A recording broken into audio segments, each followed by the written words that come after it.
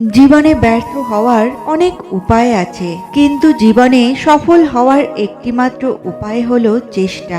যখন তুমি চিন্তিত ও উদ্বিগ্ন থাকবে, তখন তুমি ধৈর্য ধরো, কারণ ধৈর্যের চাবি সুখের দরজা খুলে দেয়। হাতের 5টা আঙুল যেমন সমান নয়, সেখানে সব মানুষ ভালো হবে আশা করাই ভুল। শুধু চলতে থাকাটাই জীবন নয়, চোখের নিচে স্বপ্ন ও মনে আশা থাকাটাও জরুরি। অযোগ্য কাউকে যোগ্য করে তুলতে নেই, কারণ সে যোগ্য হয়ে প্রথমেই আপনাকে অযোগ্য মনে করবে।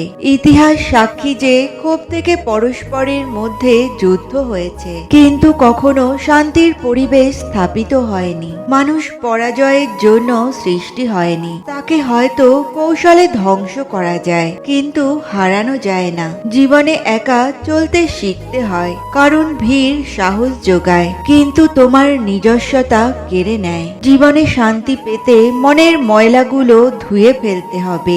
মনে রেখো, যেখানে কাম ক্রোধ লোভের বাস, সেখানেই সর্বনাশ। অতএব মন পরিষ্কার রাখুন। আমি জীবনের বাস্তবতাকে প্রশ্ন করলাম, তুই এত কঠিন কেন? বাস্তবতা হেসে উত্তর দিল, ওরে পাগল, এই দুনিয়াটা যে সহজ জিনিসের মূল্য দেয় না। যদি ভালোবাসার অভাব থাকে, তাহলে মানুষটাকে ছেড়ে দাও, কিন্তু যোগ্যতার অভাবে কাউকে ছেড়ে দিও না।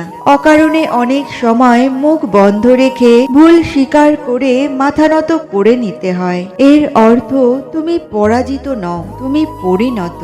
মানুষ কানা খোড়া অন্ধ পঙ্গু হলেও তাকে নিয়ে সংসার করা যায়, কিন্তু যদি চরিত্র খারাপ হয়, তাহলে সংসার করা যায় না। কয়লা ধুলেও ময়লা যায় না, ঠিক তেমনি কিছু মানুষের স্বভাবও পরিবর্তন হয় না। নিজেকে এতটা ব্যস্ত রাখো, কাদার সুযোগই যেন না আসে। যদিও কখনো ভেঙে পড়ো, তখন মনে রেখো, তোমার পরিবার বাবা মা তোমাকে কিন্তু ভীষণ ভালোবাসে।